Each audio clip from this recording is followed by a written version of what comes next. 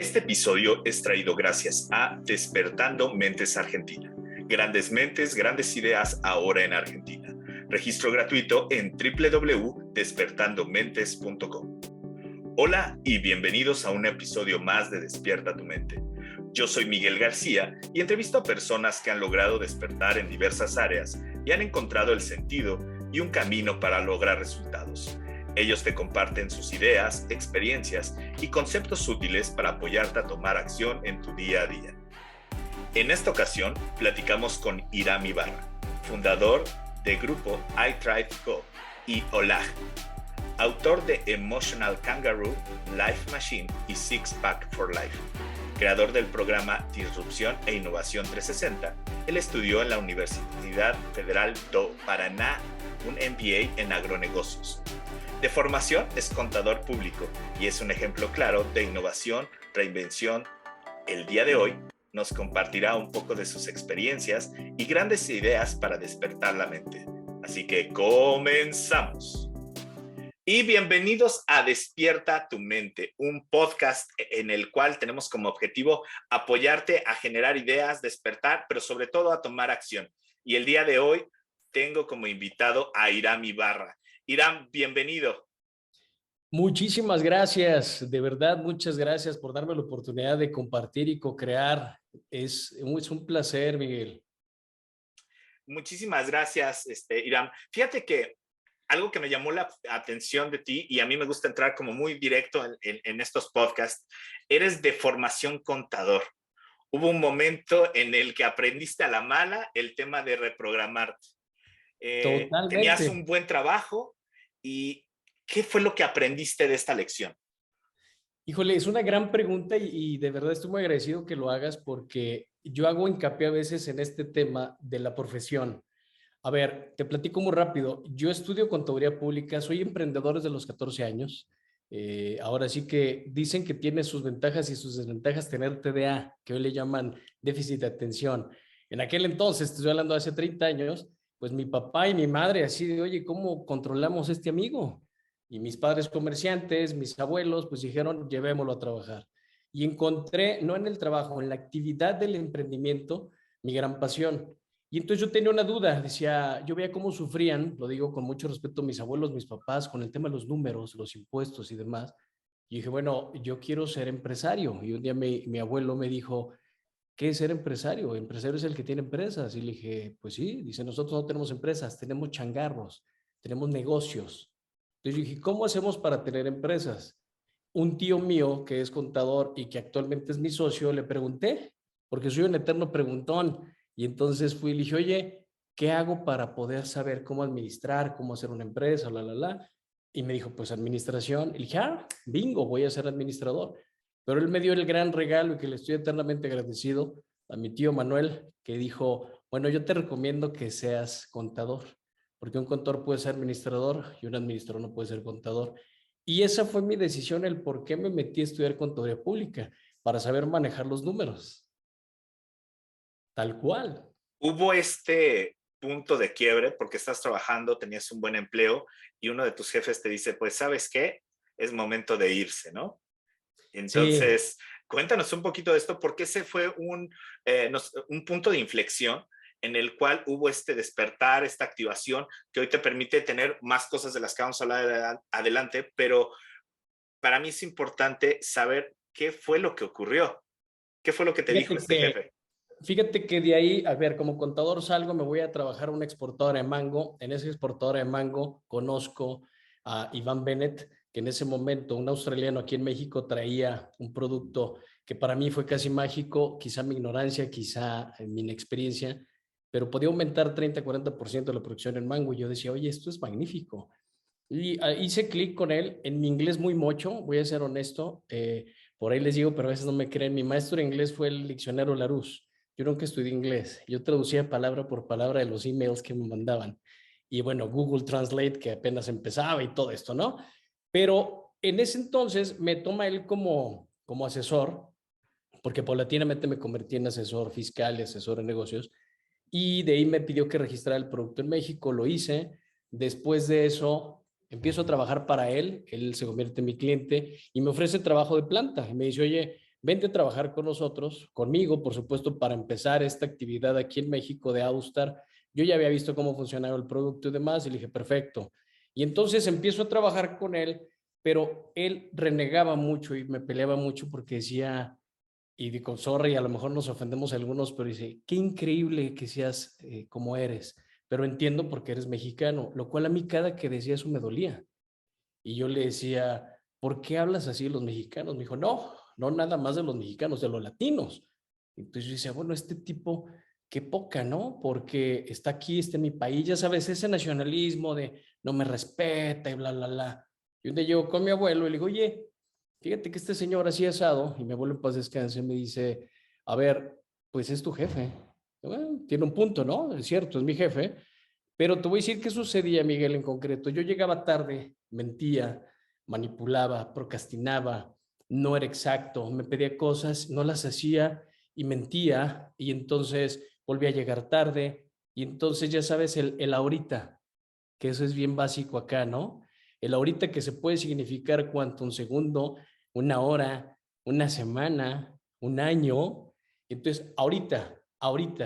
Y fíjate qué interesante, y me voy a detener ahí un poquito. El ahorita a nadie nos gusta, pero estamos muy programados a decirlo, lo hacemos en automático. Y entonces un día, pues le colmo la paciencia. Yo iba por él, no teníamos oficina en ese entonces. Él venía a México 2, 3 veces al año y nos veíamos en su hotel. Y él, tú sabes, como australiano, como inglés, reloj suizo, si empezamos a las 8, a las 8 empezamos. Entonces a mí se me ocurre llegar a 8:15 el primer día, el segundo día 8:30, el tercer día 9, porque no me había hecho nada. Y en ese momento me dice, estás despedido. Le dije, no me puedes despedir, no tienes a nadie en México, al final yo soy el representante. O sea, fíjate el ego que yo tenía, ¿eh?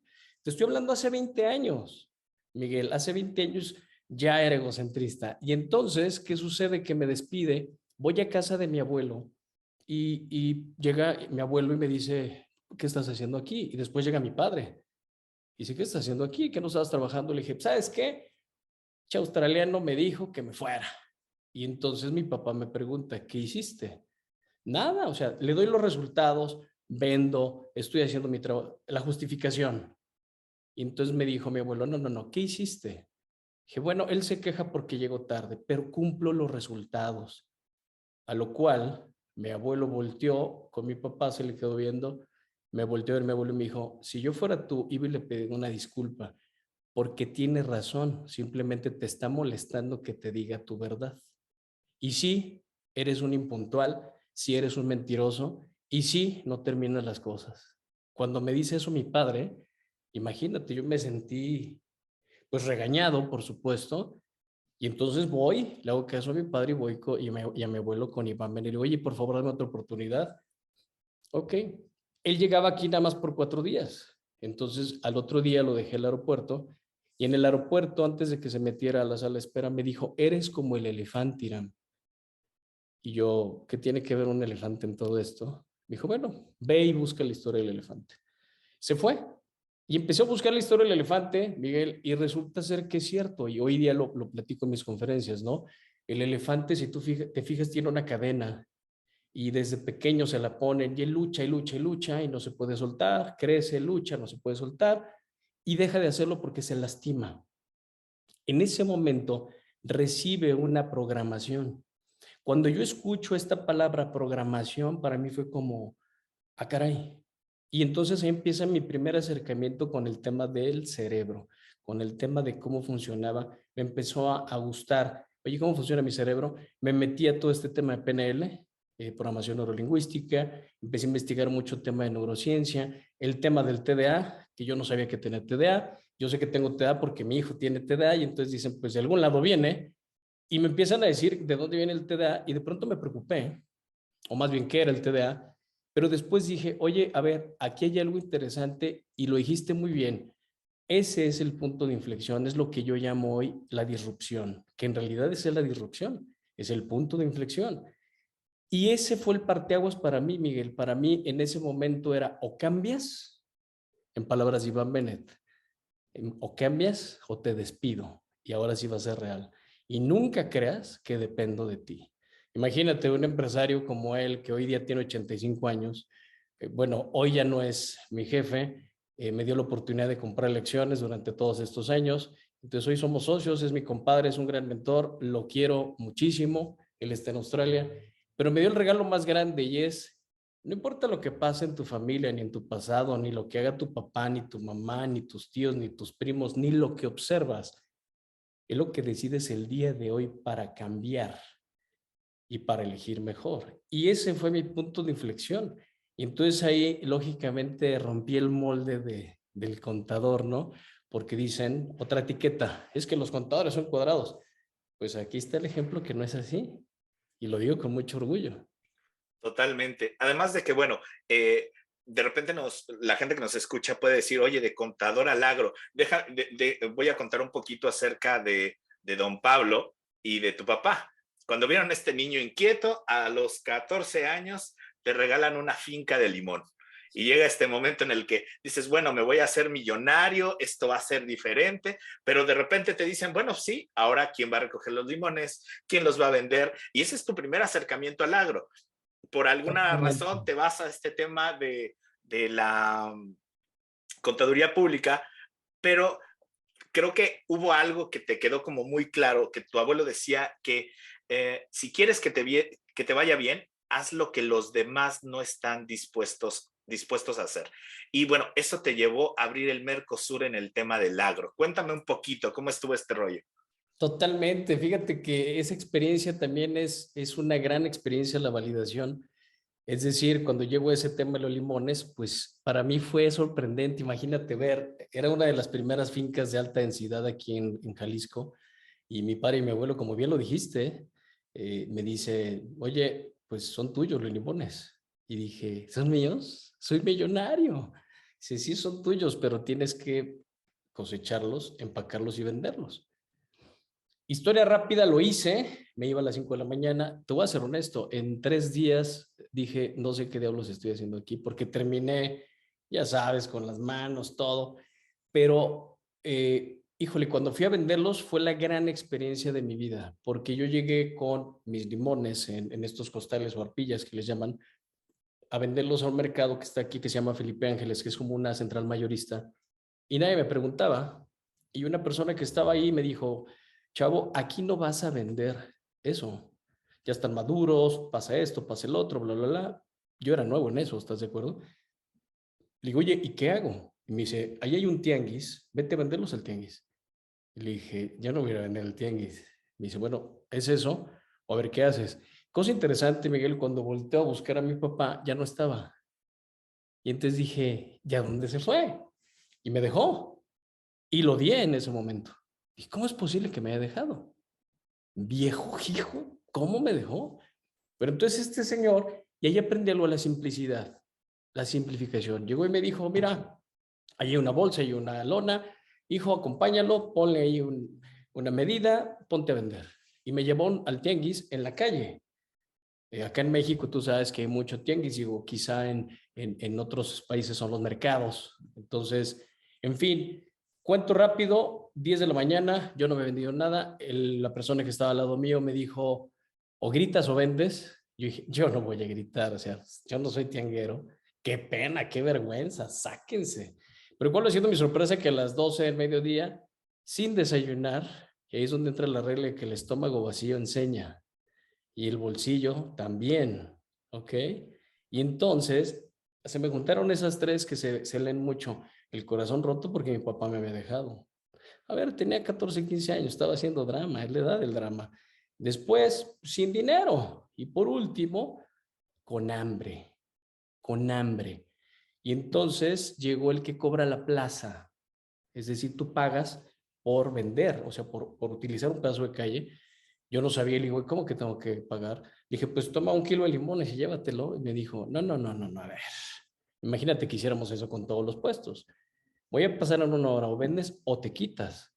Y entonces yo dije, el que me trajo, que vemos caminado cuadras, se llevó todo. O sea, el que me ayudó, el hijo de este señor que me ayudó a llevar en un diablito todo, dije, ¿y ahora qué voy a hacer?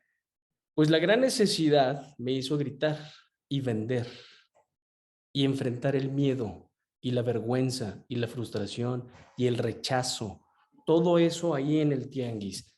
Todo eso en el mercado, porque pasaban personas, señora, ¿no quiere limón? Y me decían, no. ¡Ay! Sentía feo. Y entonces yo empezaba a gritar, pásele por aquí los limones. Nadie llegaba. Entonces yo dije, híjole, ¿qué va a pasar? Paulatinamente empecé a vender y vendí todo. Vendí todo. Los 90 kilos que llevaba.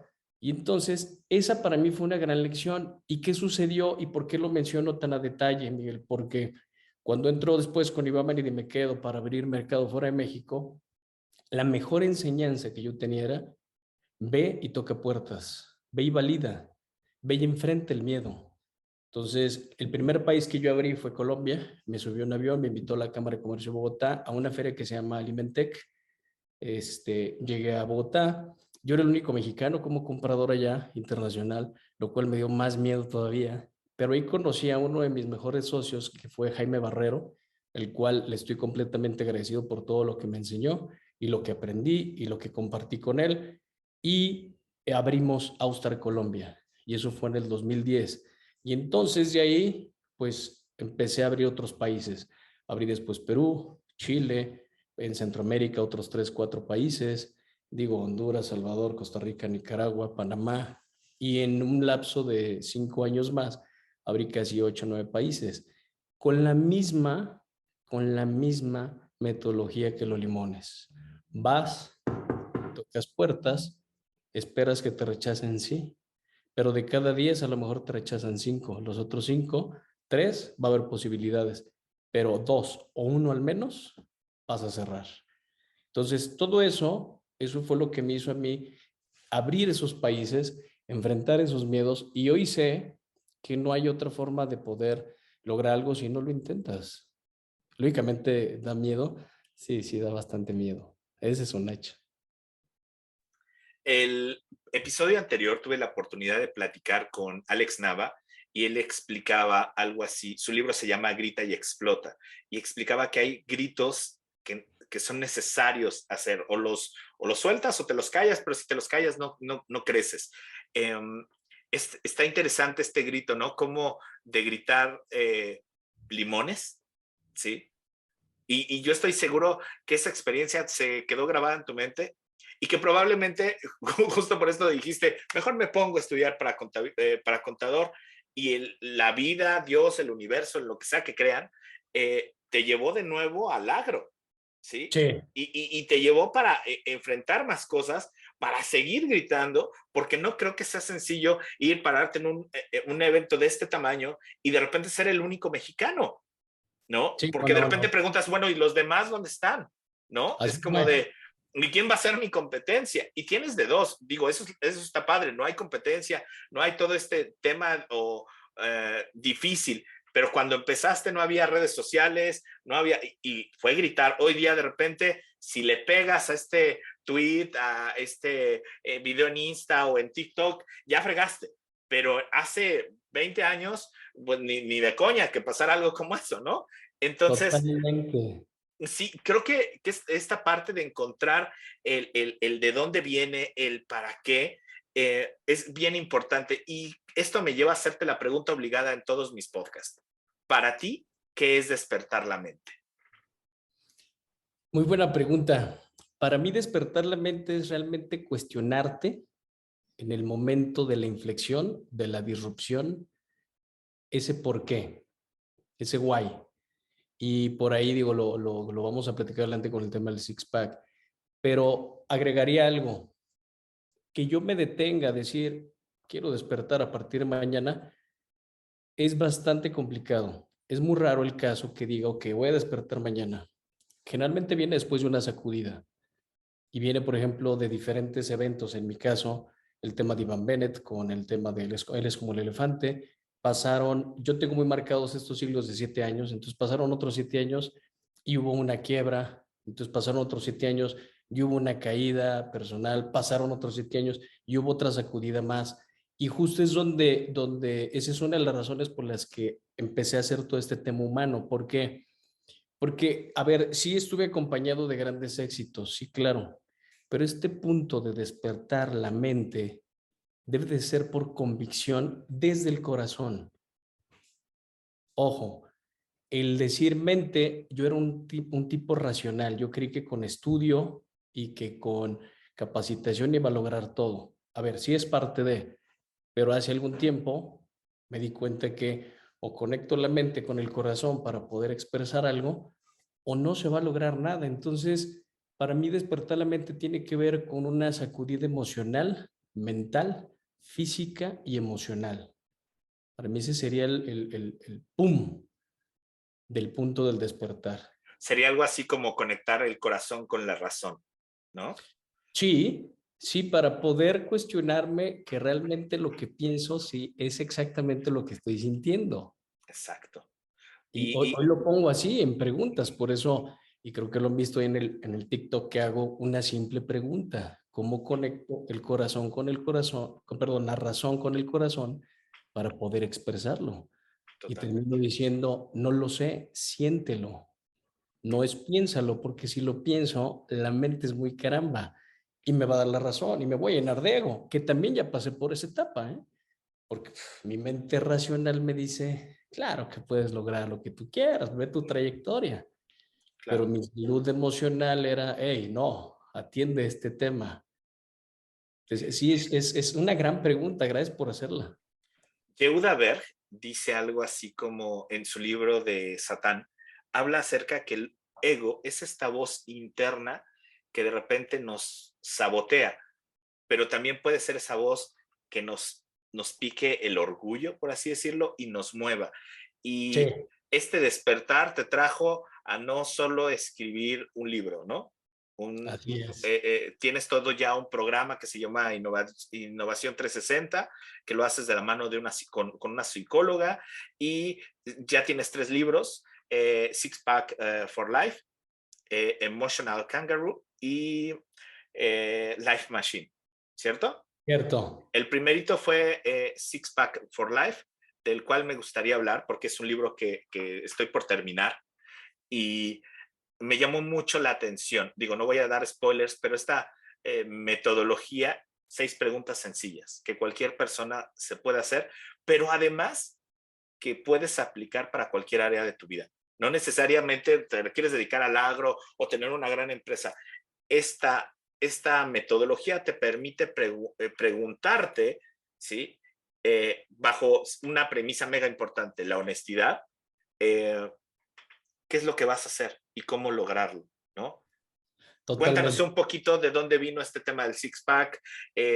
Digo, sé que hay todo este background de lo que hablabas hace un ratito, de todo lo que viviste con esta persona de Australia, el empezar a innovar y todo, pero ¿de dónde sale Six Pack for Life?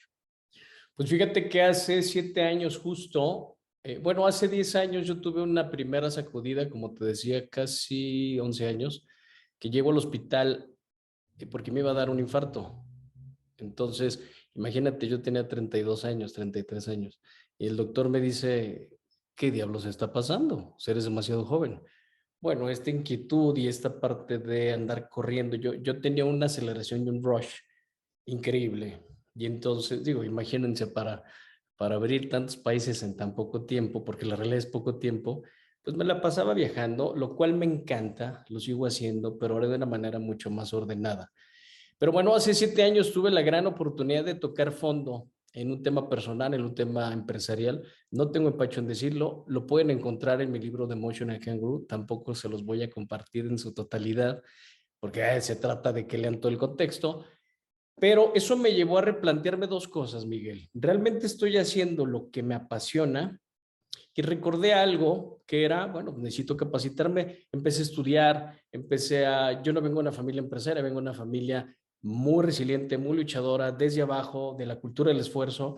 Y entonces dije, ok, me llené de estudio, tengo diferentes estudios en muchas cosas, pero resulta ser que cuando toqué fondo, llegué yo a mi oficina y observé mi oficina y mi oficina estaba llena de títulos, de diplomas, de posgrados y demás. Afortunadamente he estudiado bastante y te voy a ser honesto, me sentí muy mal, me sentí mal porque dije, me sentí triste, no mal.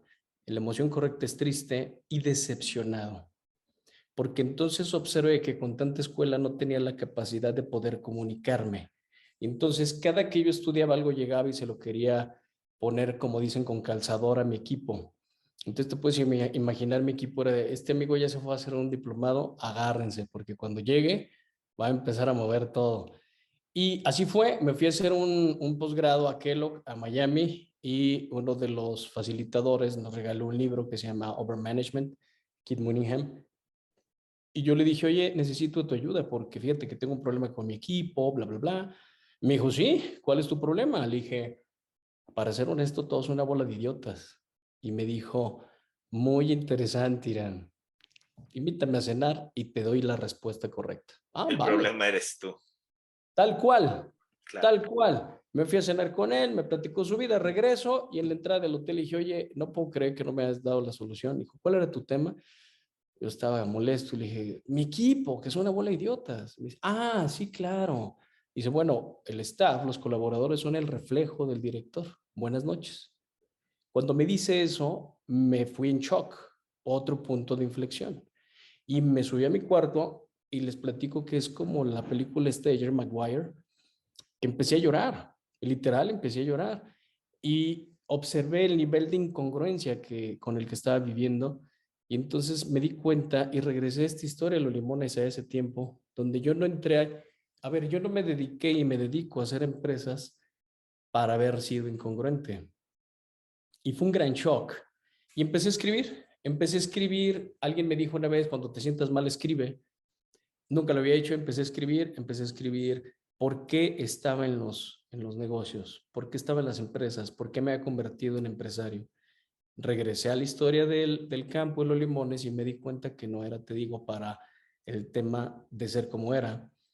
Y en ese momento escribía lo que se llamaba, me acordé mucho de la película de Jerry Maguire, empecé a escribir un memo, así como él, que se llamaba las 6 de viabilidad, porque yo tenía un equipo en Centro Sudamérica y yo empecé a simplificar y me di cuenta que simplificando llegué a estas 6 preguntas que, como lo acabas de decir, seguidas de la forma como están, te enfrenta, te enfrenta a ti y no te enfrenta a que andes por la calle siempre filosofando y reflexionando. No, no, no, no. Te enfrenta a que seas honesto contigo y que lo escribas y que puedas no venderte versiones que no son tuyas, porque somos excelentes vendedores todos y después nos compramos nuestras propias mentiras. Esa es la realidad. Regreso a México, empiezo a escribir, se lo paso a un amigo lo lee, me dice, oye, esto es un libro, escríbelo. Le dije, no, yo no soy escritor. Me dijo, no, pero está bueno. O sea, la metodología está buena, ya la apliqué yo y está buena. Él me regaló un curso, él es un muy buen amigo coach, Fernando Sande, y hago ese curso, empiezo a escribir, se lleva a cabo, él tiene una editorial, me lo imprime y empiezo a mover el libro de forma muy interna y eso hace que algunos otros agroempresarios también me busquen y me dicen, oye, pues completamente diferente a lo que eras antes. Y empiezo a escuchar eso, el cómo vivía yo antes en la incongruencia. A ver, no soy congruente al 100%, creo que eso es algo que todo ser humano tiene, pero el Six-Pack se convierte ahora en esta metodología de manejo de las empresas y de manejo interno para los líderes de las empresas y de una forma muy simplificada, porque da la casualidad que yo tenía un mundo de indicadores, un mundo de reglas, un mundo de metodologías y todos estamos relacionados con eso en las empresas, ¿no?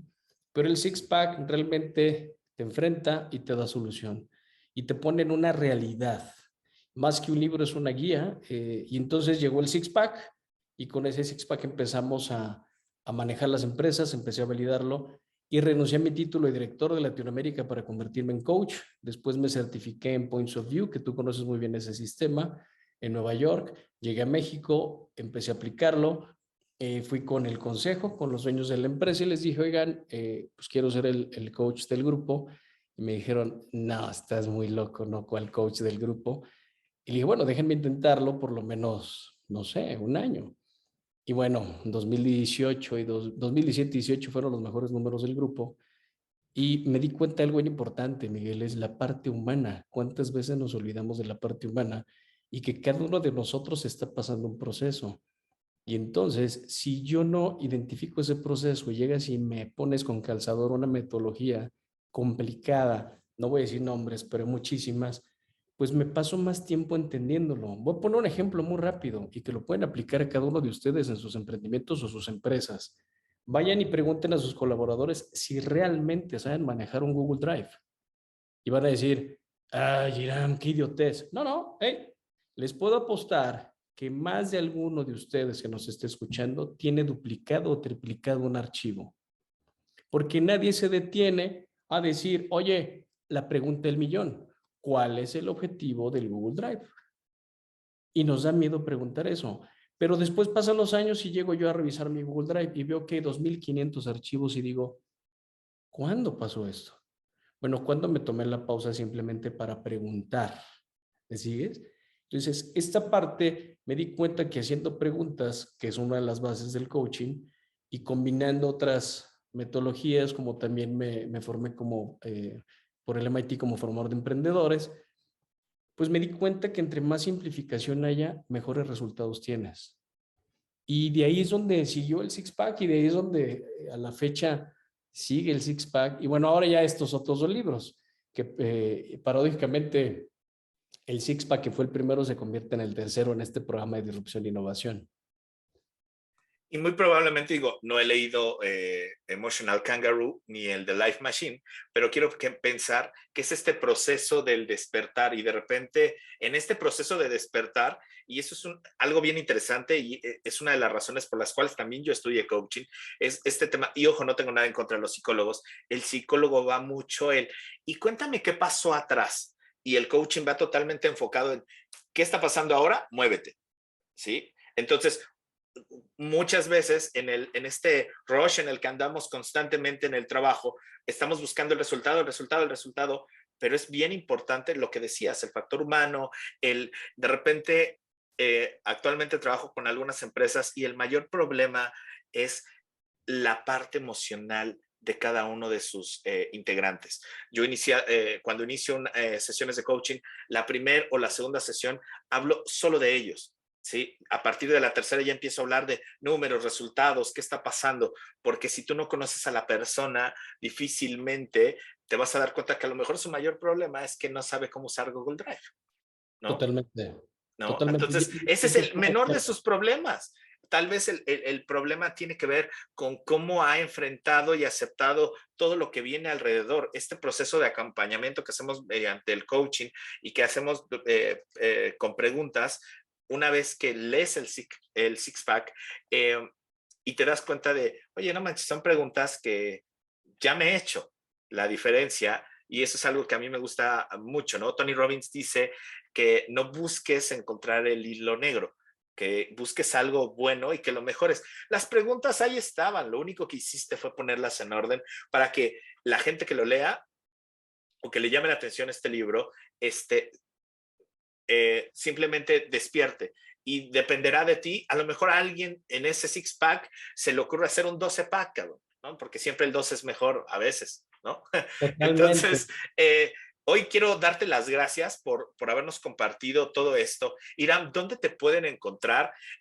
Yo sé que si pones Irán Ibarra Coach en YouTube, te aparecen muchas de las conferencias que has dado, algunos podcasts, algunas entrevistas, en todas compartes diferentes cosas, pero no sé, tienes un canal, tus redes, ¿dónde compran el libro? Cuéntanos.